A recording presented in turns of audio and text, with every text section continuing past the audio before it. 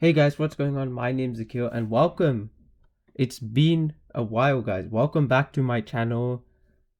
It's been a while since I've done a video. Like the last one was at the start of the year when I made a list of me counting down my top 10 most anticipated movies of the year. But this year's going to be slightly different.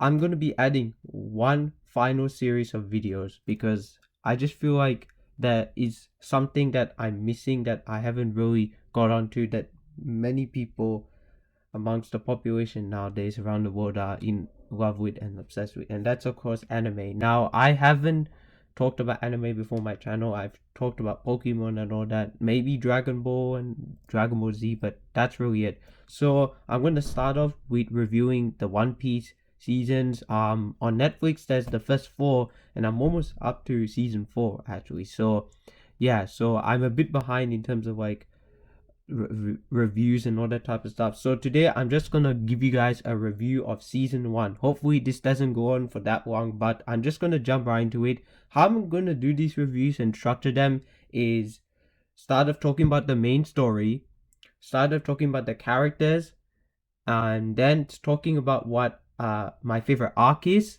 and what I liked and what I didn't like about the overall like season and all type of stuff. So first off, let's start talking about the story itself. So basically, the first season deals with entirely takes place entirely in the East Blue Saga, and aka the East Blue, and it's these group of pirates that go on this epic adventure in search of this treasure called the One Piece. Now we don't know what it is, and I believe they haven't found it yet. Correct me if I'm wrong. Like it's still going on. It's like one of the longest running series of all time and anime shows of all time, longest running manga series of all time, and it's crazy. So yeah, now basically this first season deals with the introduction of these characters. That's why it's like 61 episodes long. It's ridiculously long, and I saw the first 20 episodes in like 2 days. Like I saw 10 one day and 10 the next day. Like I'm not even joking. Like I flew through the first season pretty quickly.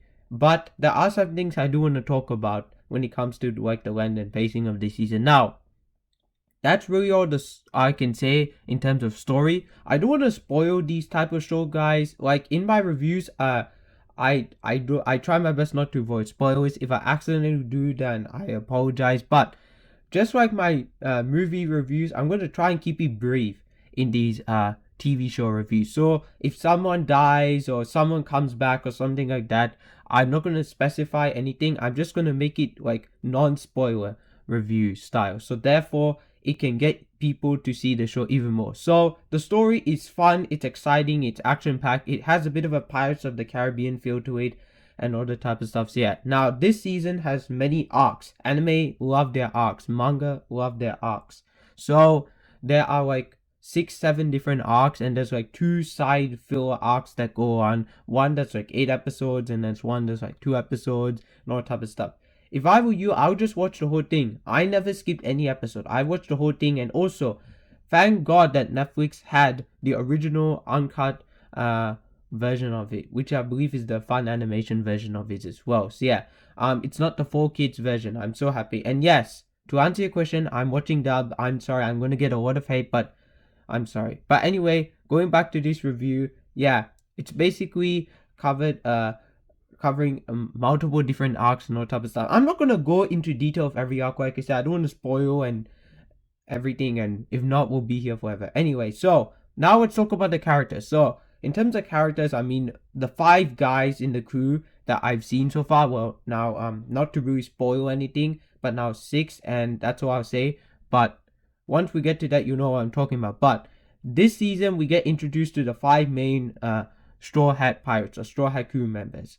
And they have their ship called the Going Merry, and the captain is Monkey D. Luffy. Now, when I was younger, I kid you not, I always used to say Luffy. I'm sorry, I don't know why, but it's not until I watched the show I was like, oh, that's how you pronounce his name. Okay, and he's amazing. Luffy is one of the coolest anime characters ever, like I've ever seen in my entire life. Right up there with Goku, Gohan, Vegeta, Piccolo, and all that. I love those characters, but there's something about Luffy that's so nice and so soft-hearted, and so like soft and warm-hearted that you just feel like you just want to give him a nice big hug. You know, like he's such a nice guy, and there's great moments when he's such a badass, and there's moments where he's so funny as well. Like he's one of those dumb, oblivious anime characters. Like all protagonists, even Goku at times has that. Like he's so innocent and all that type of stuff. So yeah, I love Luffy. Then we have Nami. This is not in order of like when they were introduced, by the way, but I'm just going off the top of my head right now. Nami, she's the only girl and only female crew member on the ship, and she plays a big role because without her, I don't think they would have even gotten this far without her. She's the navigator of the ship, and she kind of feels like she's giving command. She's like the secondary captain. If not, at times maybe she is the captain, and I love that about her. Like she has this bossy, sassy personality to her, and it's just great. Like you go, girl. You know what I mean? Yeah. So I love Nami. She's great, and it's weird. Luffy's he's like 17, right? And apparently there's a time skip that happens, and I think he's still 17 now. Yeah, so he's 17. She apparently is like a year older to him, so maybe she's 18 now, unless he's 19 and she's 20. Either way, they're like a year apart, and I'm not gonna lie, like I do ship those characters. But anyway, that's besides the point. So Nami's great. She plays a pretty interesting role, and the way they use her and her backstory is quite interesting and traumatic, if you know what I mean, when you watch the show. Then we have probably one of the coolest characters I've ever seen in TV recently, and that's Zoro.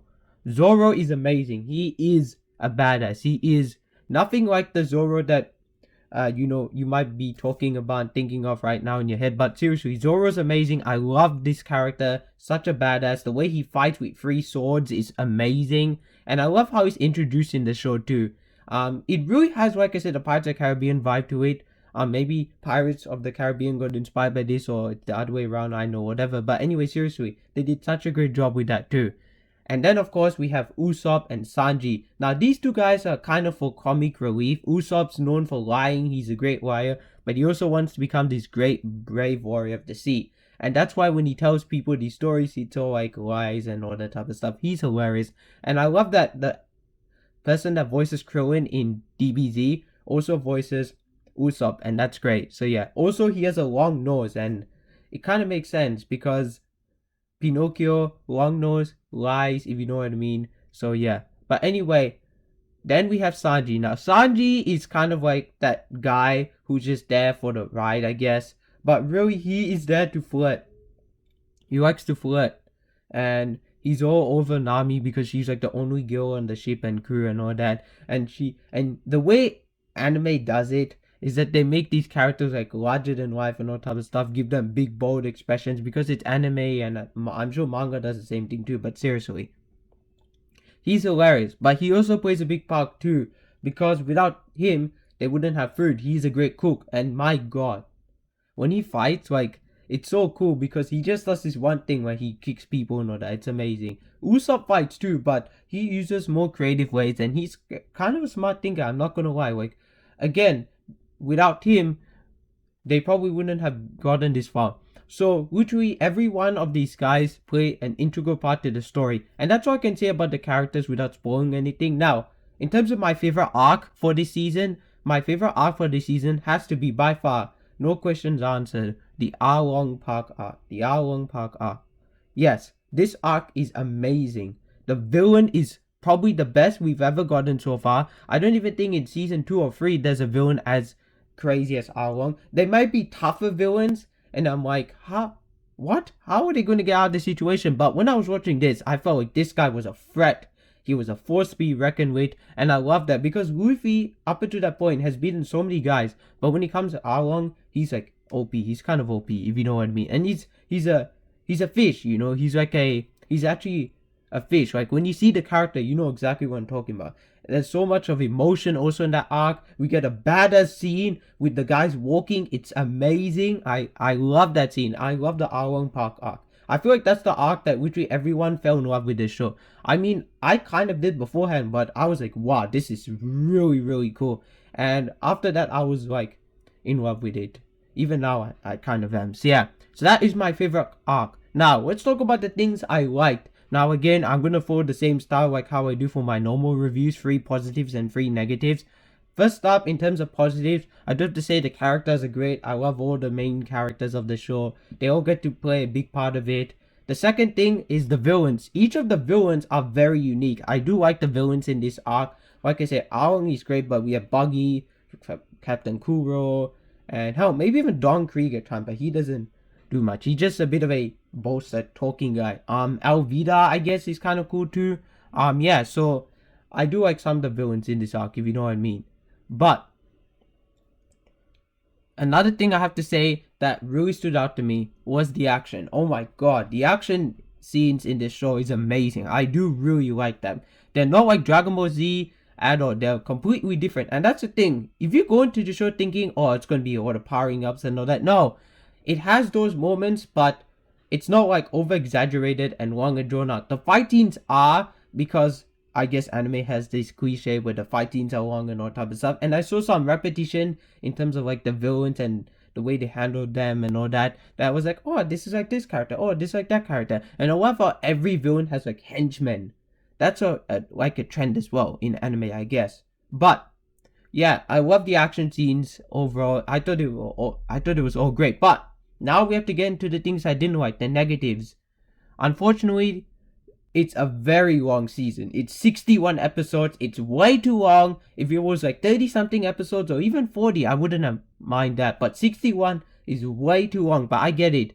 It's a big introduction to these characters. I get it. However, some arcs take so long to get through. Like, I wish they would just crunch it down and make it much, much more. That's why, if you watch the 4 Kids, it makes more sense. Because they get rid of all the unnecessary stuff and filler and drag and all that. Like the RP stuff isn't even in the manga and all type of stuff, and some stuff with Buggy and all that. So yeah, but the pacing aside, it's still a really great show. But yeah, so I didn't like the pacing overall the entire season. Some arcs, like I said, dragged way too much. And another thing is that I felt like it took a while to get like used to some of the characters. Like some of the characters, like I said, were just there to be on the ride. But then it's not until you get towards the end of the season then you're like, wow, I can see where this is going. So yeah, so overall guys, One Piece Season 1 is great. I know I didn't talk a lot about it, and I know there's some things you probably wanted me to talk about, but that's what I can really say without spoiling anything.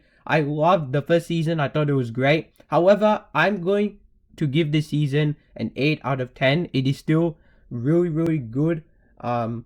Next up, tomorrow, I will probably try and review season 2 because, like I said, I'm already on season 3 right now, so I'm a bit behind on these videos. But tomorrow, I will hopefully try and get out season 2 for you guys, and soon season 3 because I'm technically almost finished. I should be done season 3 by later today, by the end of today or whatever. But then we have season 4, which is even longer. That's like 38 episodes or something. But anyway, yeah, One Piece season 1, one down, many more to go. Keep an eye out for more videos for season 2 review and season 3 coming up very soon. Thank you guys so much for watching. Tell me in the comments down below what are your thoughts on the first season of One Piece, and hope you guys enjoy more of these anime reviews, guys. Thanks for watching. My name's Akil, otherwise known as the Comic Director, and I'm signing out. Hey guys, what's going on? My name's Akil and welcome